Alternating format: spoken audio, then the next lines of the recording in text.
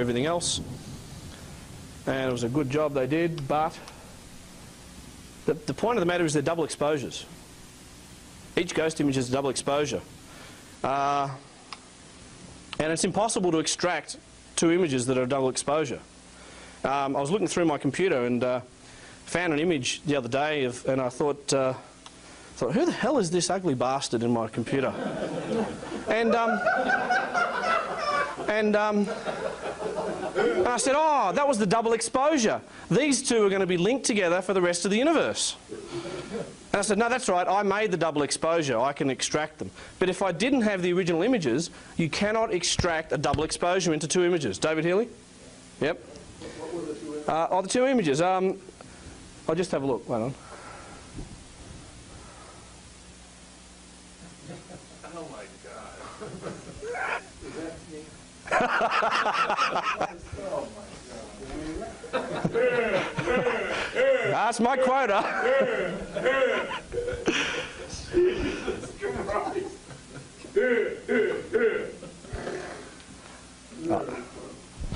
Right. Bit of fun. Why can't you extract Jim and Tink? Two exposures. A double exposure, literally adding together two light intensities. David Cube will testify to this fact that a double exposure is literally adding together the two intensities. There could be some nonlinear effect to the film. Easy enough to add two images together. I did it when I was my first camera. I took it to school and took a photo and I gave a double exposure and add them together. Anyone can tell me the answer? 42, yeah, always the answer. But extracting the two literally asks, what are the two things that are added together? What's the answer? X plus Y. Yeah. An unknown plus an unknown. You cannot extract the double exposure. Completely impossible.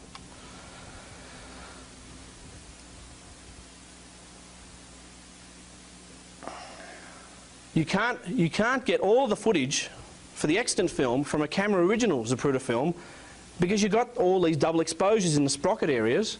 You'd have to invent them. You have to either create them. But the problem is the motorcycles and the Secret Service and all that, you only ever see them just about in the sprocket hole area.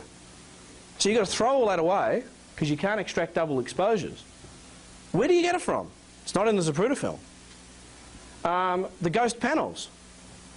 How do you extract them? How do you get the peristyle? How do you get the people under the sign? How do you get the grass on the grassy knoll?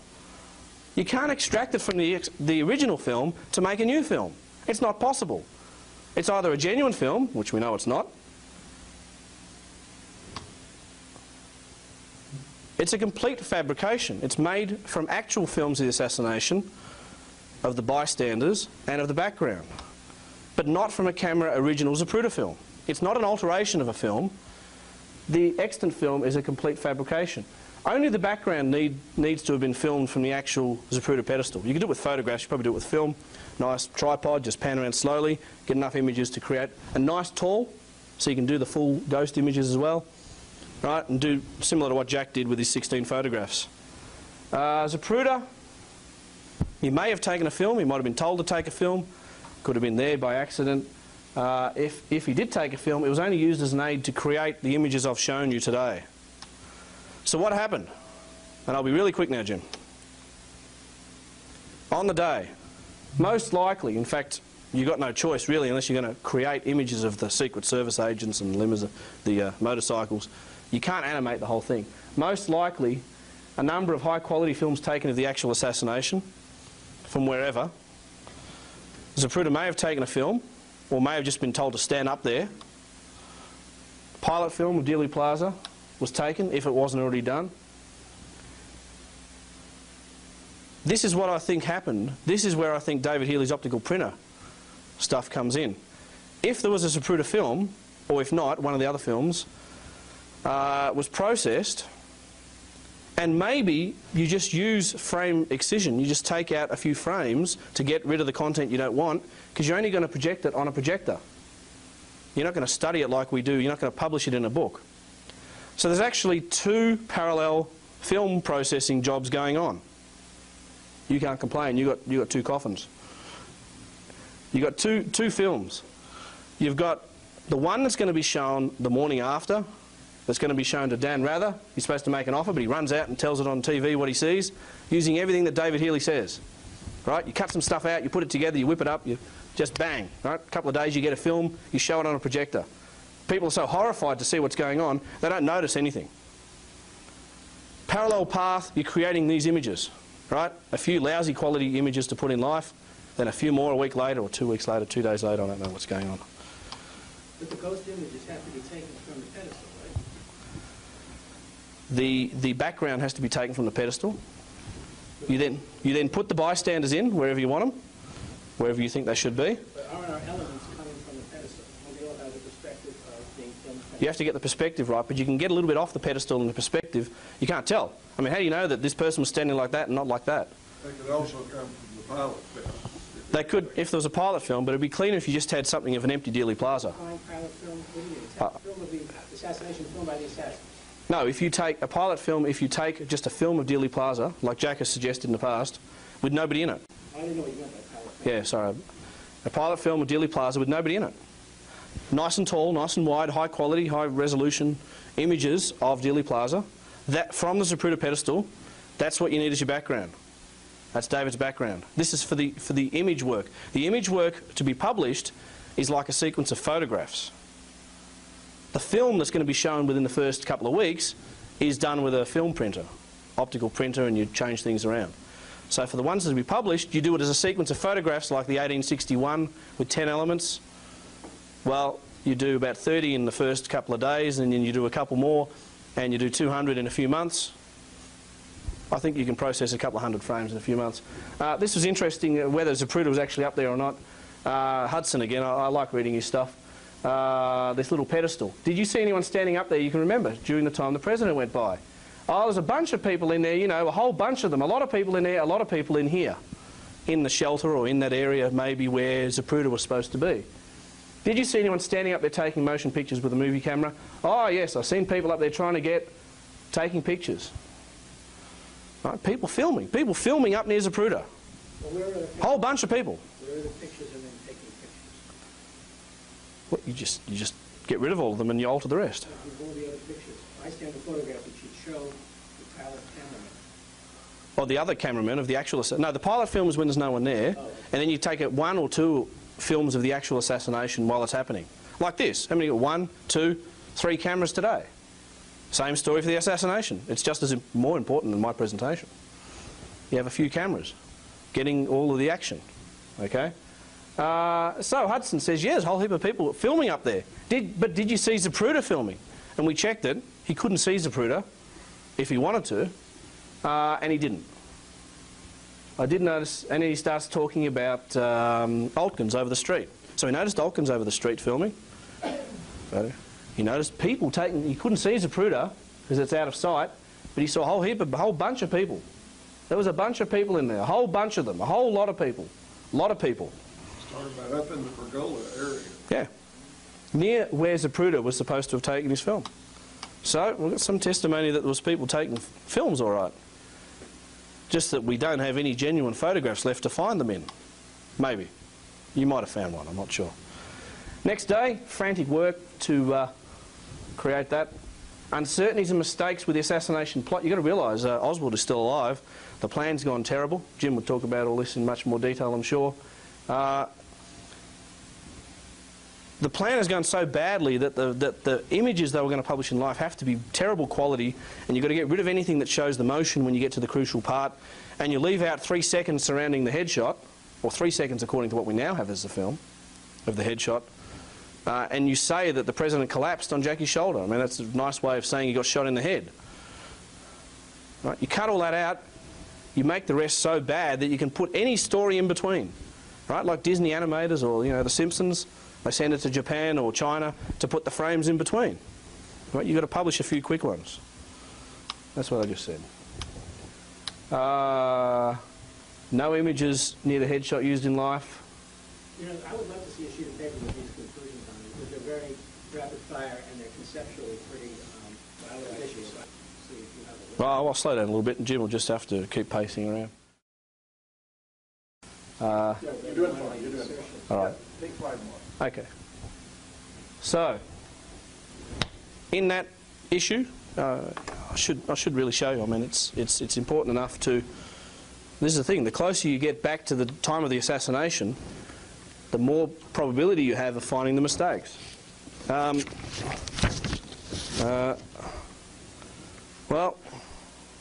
yeah.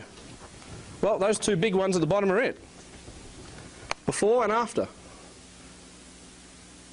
And it's like 50 frames or something, or 3 seconds, or 50 frames you skip, according to even what we've got now. That he's coming down the hill, clutching his throat, and then he's over here, and he's already back and to the left. Why is that a mistake?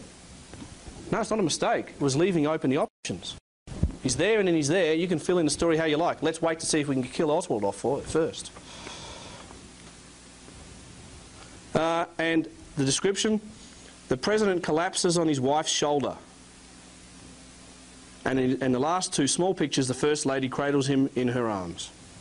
And in fact, he's back and to the left in all 3 frames. So having him forward and then flying to the back, that was put in later. That was the best they could do, I think. The thing was falling apart. The story was falling apart, and that's probably why the Zapruder film never got released until later on, until they're sufficiently convinced that it was... Zapruder film got released because Robert Burnham Yeah. did this thing in '73. But I think if the assassination went to plan, it would have almost been on the news. They would have had it on the news within a couple of weeks if I think there were mistakes that happened and they had to shoot him further down the street and things like that. And, you know, plan B, if you like. One of the things Gary Mack says, are you saying everything is altered? Nix is altered? Much more is altered? Well, they have to be. If the Zapruder film's not genuine and they match up with certain aspects of it, you have to alter them. They're blurry. Some of the originals have been lost. It's a much smaller job than you have for the Zapruder film. The point about rounding up, you say, how can the FBI round up all the photographs? Well, once you've rounded up half of the photographs, you look in those photographs and say, who's got a camera? And you got their photo because you got them in a photograph. I have to agree with this part. Doubting Thomas is You're the prototypical Doubting Thomas. Sunday, I think the printing for that was largely complete. It could have been Saturday night. I mean, I might even give Tink that. The issue definitely was not running off the presses on Saturday night if it included Ruby killing Oswald, but well, it doesn't really matter. Sunday, Oswald is gone.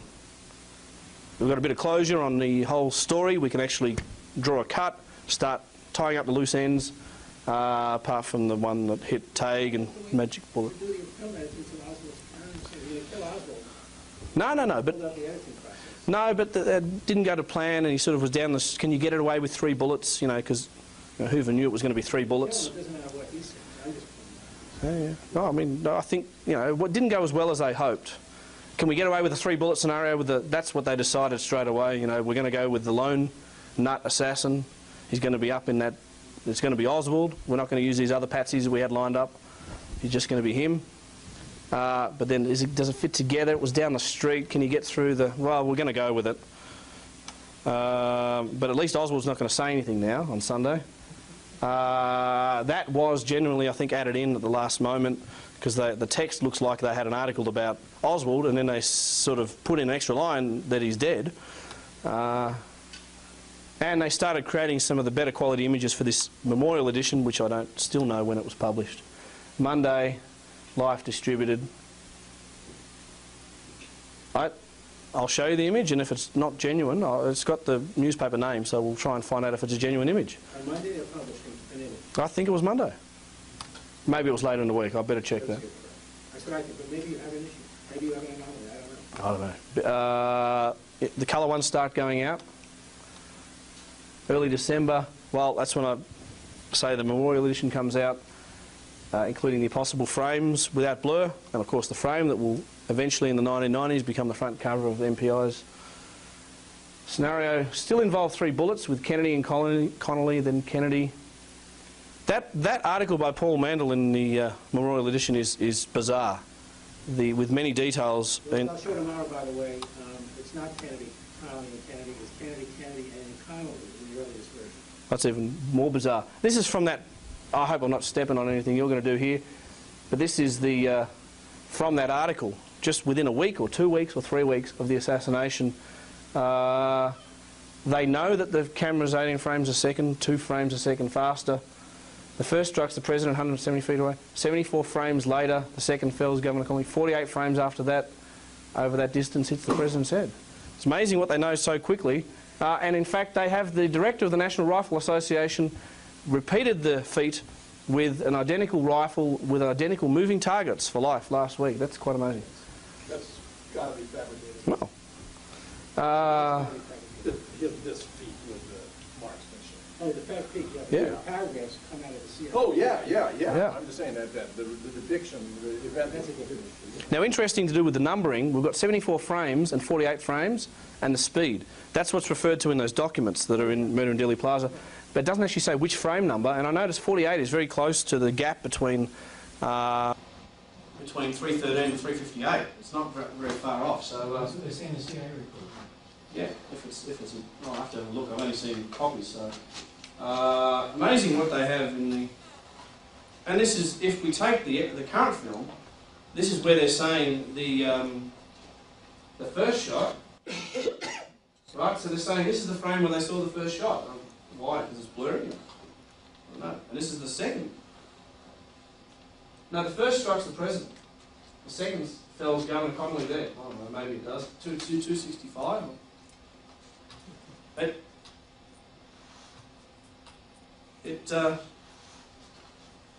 The shot to the throat.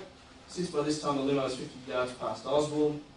The president's back is turned, starting to understand. But the 8mm film, they never mentioned Zapruder's name for a long time. The 8mm film shows the president turning his body far around to the right as he waves to someone in the crowd. His throat is exposed.